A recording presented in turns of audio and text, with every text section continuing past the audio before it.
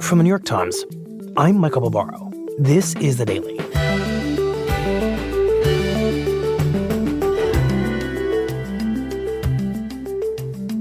A few days ago, the most successful investor in history, Warren Buffett, said he would retire as CEO of Berkshire Hathaway, the conglomerate that he built into a $1 trillion colossus.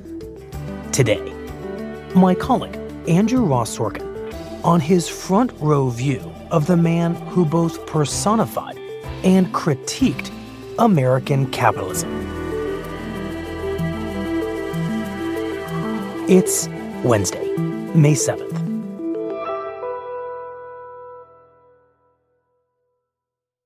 Okay, shall we? I'm going to be old and put my glasses on. Mine were already on. I guess I'm old. Okay. Andrew, thank you for being here. Thanks for having me. You were actually in the room when Warren Buffett broke the news to the world that he was going to be retiring. Can you set that scene for us? It was a remarkable moment, really just the end of an era in the world of capitalism. But let me just take a full step back, if I could, to explain. If everyone will please take their seats. We're at the annual meeting of Berkshire Hathaway, which is really known as Woodstock for capitalists. Tremendous phrase. This is my 60th annual meeting, and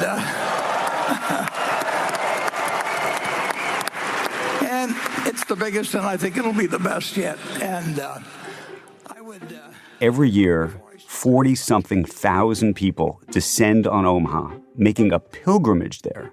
And these are people from all over the world, all walks of life. My name is Revi Panida. I was born in communist Albania. My name is Jackie Han. I'm from China. My name is Benjamin Graham Sanderson from Pasadena, California. Warren, thank you for all And you get people from California and New York. You get people from China. I'm Dorcas Tang. I'm 14 years old. My father brought me here for 2 consecutive years. You get people bringing their kids so they can see it. You see business school students and you see grandparents. It is across the board. And my question is for all of us, but it's probably especially for the younger people in the room, the importance of... They literally sit for hours as Warren Buffett takes questions from the audience. There is no other corporate annual meeting in the world where this happens. And what advice do you have for young investors who are looking to develop their investment philosophy? They may be everything from how he invested. Last year, you mentioned Coca-Cola and American Express being Berkshire's. Some little detail about a unit inside of Berkshire. Do you know and believe in Jesus Christ and have a personal relationship with him? No, I'm an agnostic. And to whether he believes in God. One of the big questions repeatedly is, does all that mean you are semi-retired? Or if not, please explain. When are you going to retire? I've been semi-retired for decades. And of course, he would never say when. But we all were waiting and waiting. And so this year, I got there on that Saturday morning and something felt different.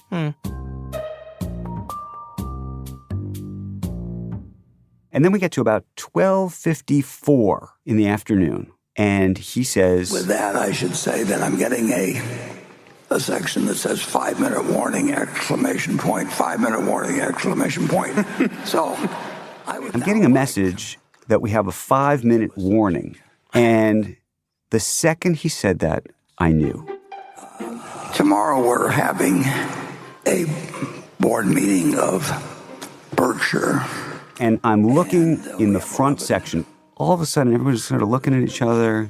And literally, without any almost notice, he says, the time has arrived where Greg should become the chief executive officer of the company at year end. And I want to... It's about time that his successor succeeds him and that he steps away at the end of the year. Yeah, what was the reaction? I mean, people are tearing up, and everybody starts to stand and clap. And the standing ovation could have gone on for I don't know how long. Okay, drink your Coke and calm down. And it really felt like the end of an era.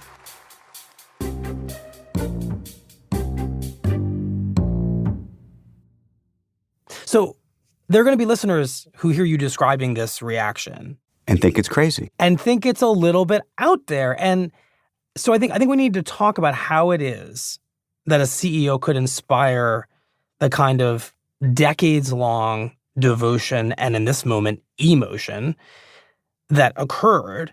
It's totally singular. It's reserved for, popes and musicians, the occasional actor. And I want to know what you make of it and also kind of how you wrap your head around it. He is, without question, the most successful investor in America. He has made more money and has a better track record than just about anybody. And just to put this in context, if you had invested $100 with this man in 1965, when Buffett bought control of Berkshire, that would be worth $2.8 million today. Yeah, that's unfathomable. $100 to $2.8 million. Mm-hmm. And so many of the people in that room went on that ride with him or wished they could. Or hope that someday they will, right? That's the obvious reason that so many people look to Warren Buffett in this very unique and special way. But the truth is, I've been grappling with his role for a long time, and specifically on Saturday. Actually, after the news broke, I got a call from an editor who said, hey, would you think about writing about Buffett? Maybe you can try to capture this idea that he is the avatar of American capitalism. And I sort of sat there thinking to myself, I don't know if that's totally right. I don't know if he is the avatar of capitalism as we know it today. Why not? Because in so many ways, he actually sits outside of it. He sits apart from the system that we know, the corporations that we know, the ideas around wealth that we know.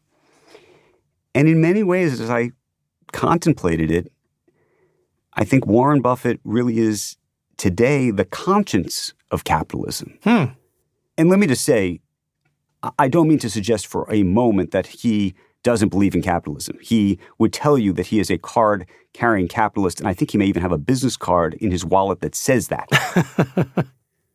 Lest there be any doubt. What I mean is that he has a moral code, and he has approached his business in a particular way that has engendered a unique level of trust, not just among his investors, but among the public, among policymakers, in a way that is so very different from the way most people think about business today. I want to dissect that phrase, conscience of capitalism. It's a pretty loaded phrase, and I want to have us talk about the two elements of it. The first, conscience, clearly suggests a kind of corrective influence over capitalism. The other, capitalism, suggests, as you just got at, a pretty open embrace of free markets. So let's start with the easier of those two, which is the capitalism. Few people clearly have practiced capitalism as wildly successfully as Buffett. So just remind us how he does that, the model of capitalism that gives us this company, Berkshire Hathaway. So the fascinating thing about Buffett is he comes out of school and decides to be what's called a value investor, which means he's looking for companies that are undervalued. And his initial approach is this idea that he's going to buy what he used to call cigar butts. This idea that he was going to buy cheap, almost failed companies that had one more puff in them. And he had a business partner named Charlie Munger who told him, this is not the way.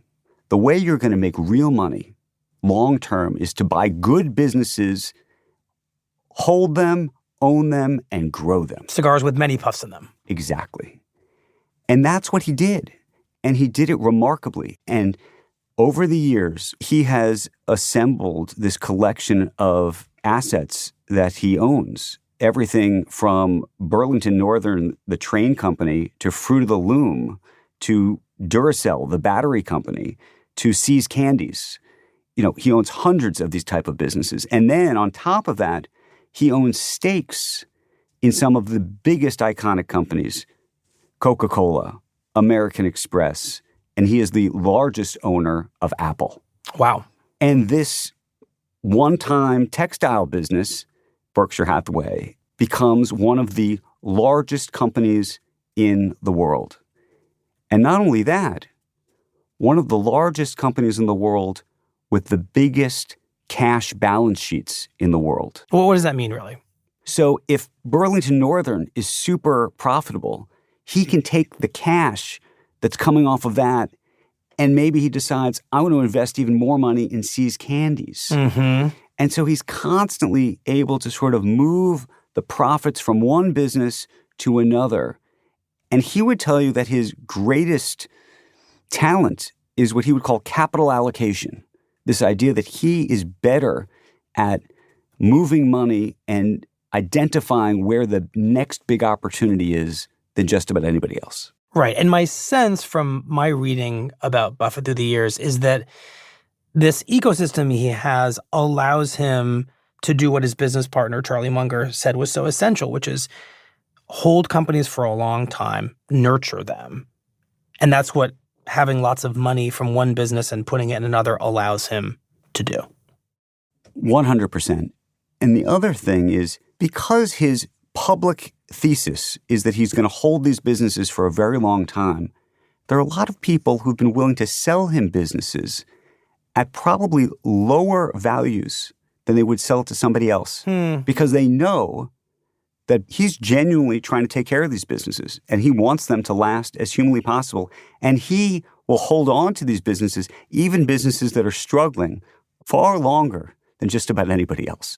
And it's that long-term thinking that makes him so admired, but also the way he approaches his life.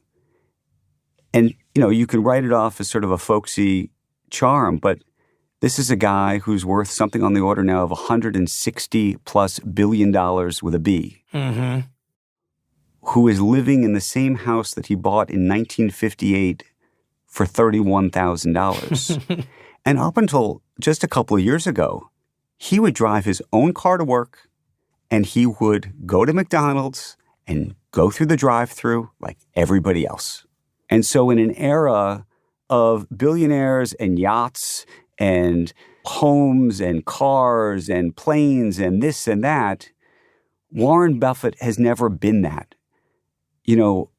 At one point, he actually did buy a private plane. What did he name his plane? What did he name it? The Indefensible. Because it's indefensible to own a private plane. Exactly.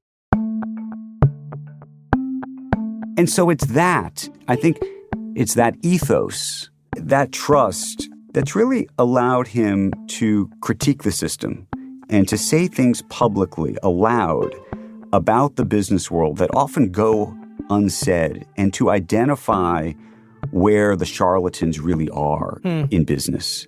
And that's really one of the things, beyond being a great investor, that's made him the conscience of capitalism.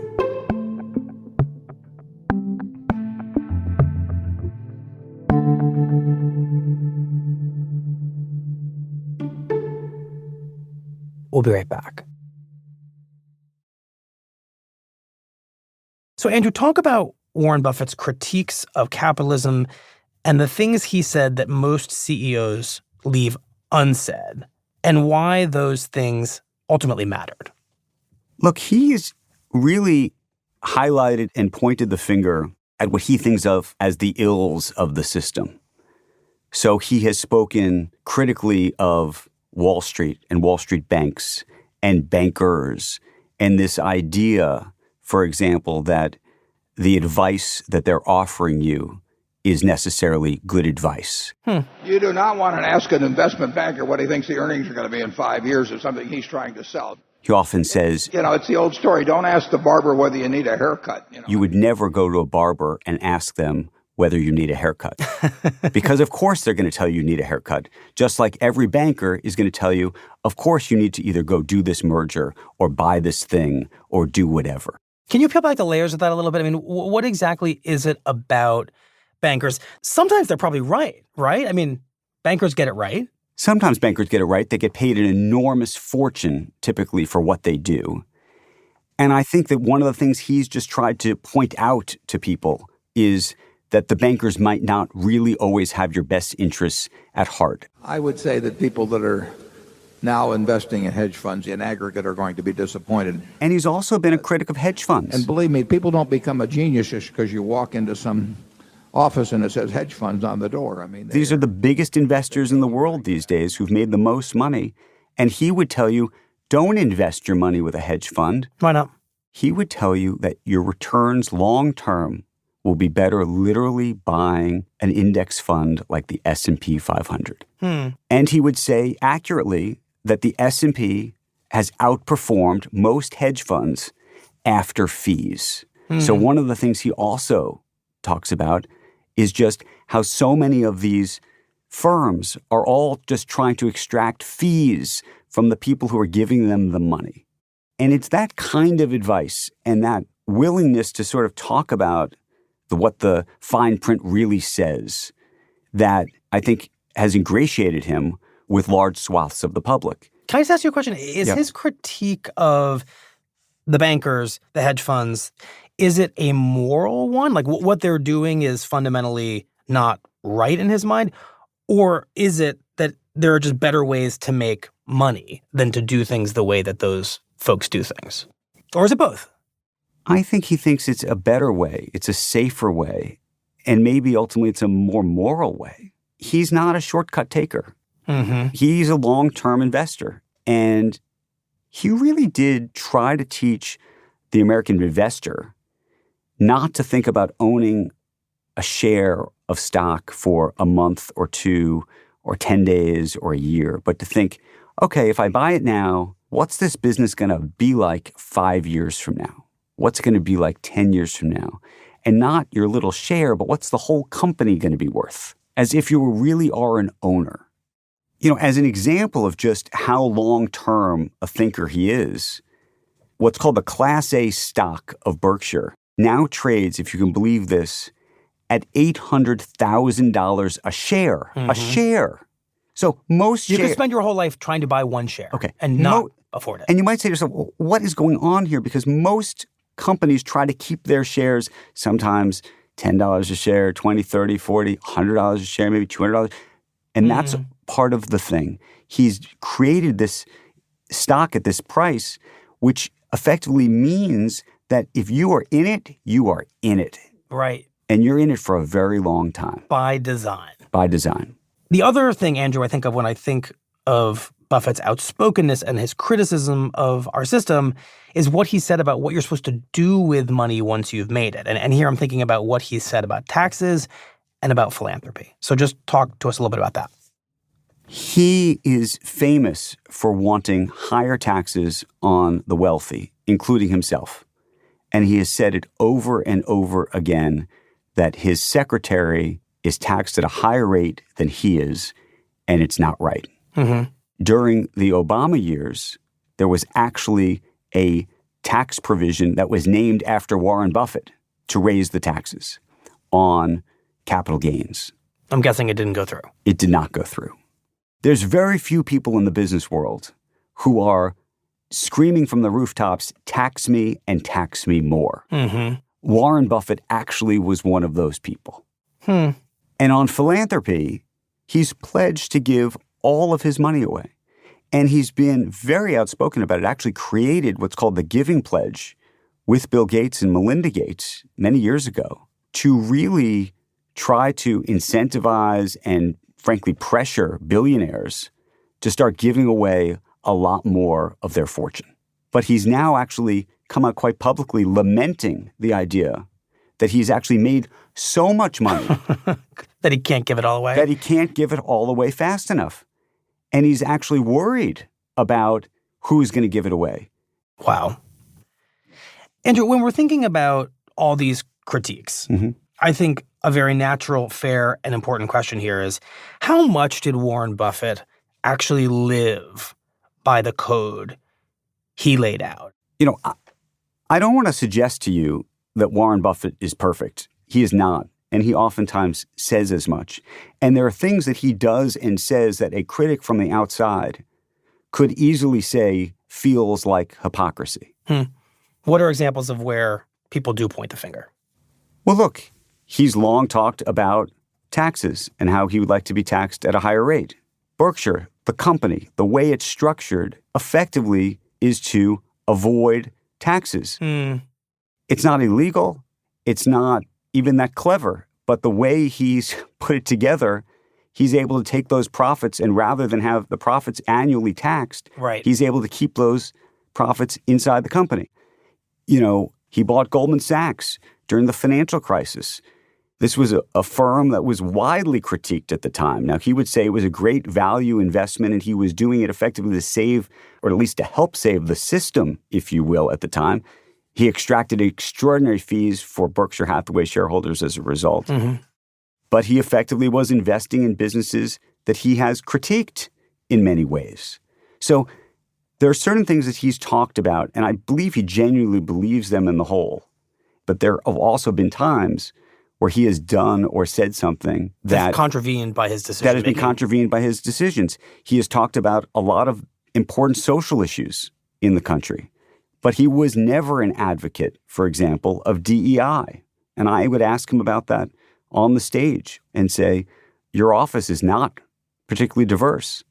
He would say that's almost too politically correct an idea to address, that he only wanted what he called the most talented people, and he was not interested in necessarily trying to find somebody who didn't look like him for that job for that reason.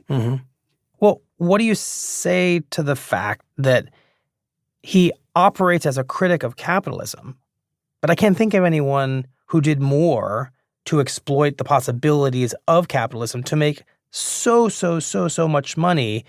I mean, so much money that at a certain point you're sort of like, why are you even making even more money? So there's a big nuance in this, actually, with Warren Buffett, which is he is not a critic of capitalism, the concept. He is its champion. What he is a critic of is the ills of capitalism and the charlatans that are engaged in capitalism and those that are taking advantage of the weak in capitalism. That's the role that I think he's played as a quote-unquote conscience of capitalism. I don't think he's here saying capitalism doesn't work or it's a problem or anything else. I think he'll tell you over and over again there's no better way to do it.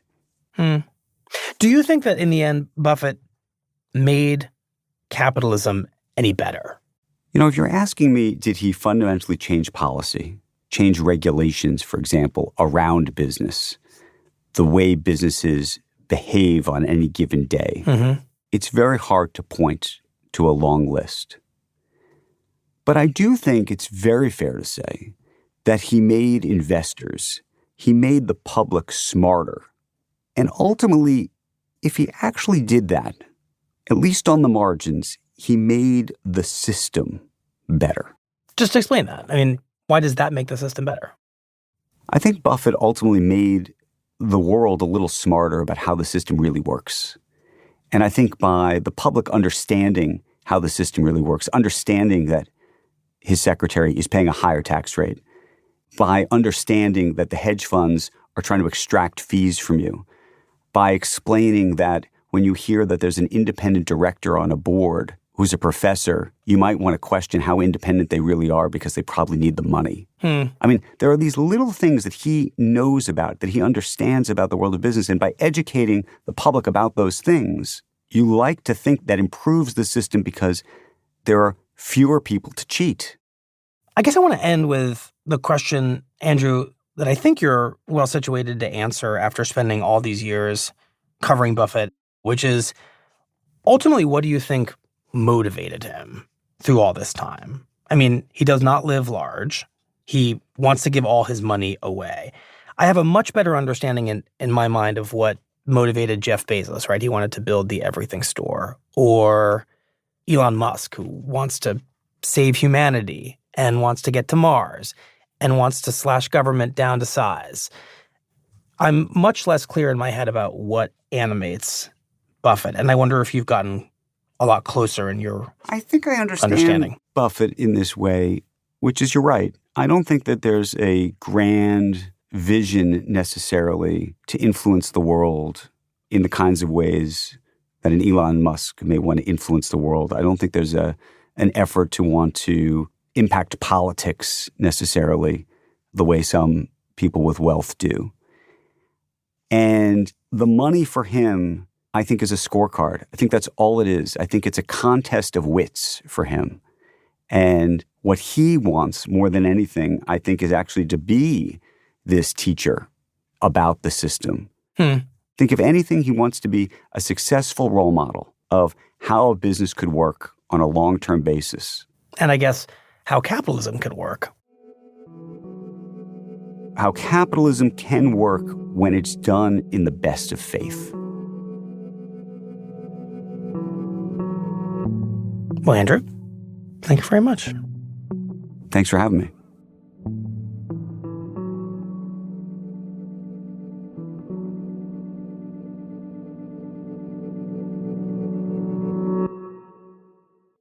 We'll be right back. Here's what else you need to know today. India has conducted strikes inside of Pakistan in a major escalation in the long-running tensions between the two nuclear-armed neighbors.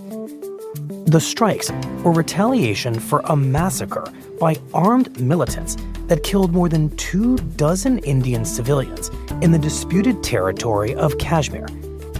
Indian officials said they had struck multiple camps used by terrorists and took pains to say that no Pakistani military facilities had been targeted.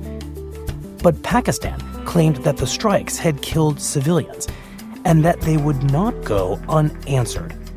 In a statement, the Pakistani government said, quote, "The temporary pleasure of India will be replaced by enduring grief." Today's episode was produced by Sydney Harper and Caitlin O'Keefe, with help from Asta Chaturvedi. It was edited by Mark George, Chris Haxel, and Paige Cowett. Contains original music by Marian Lozano, Dan Powell, and Diane Wong, and was engineered by Alyssa Moxley. Our theme music is by Jim Brunberg and Ben Landsberg of Wonderland. That's it for the Daily. I'm Michael Barbaro. See you tomorrow.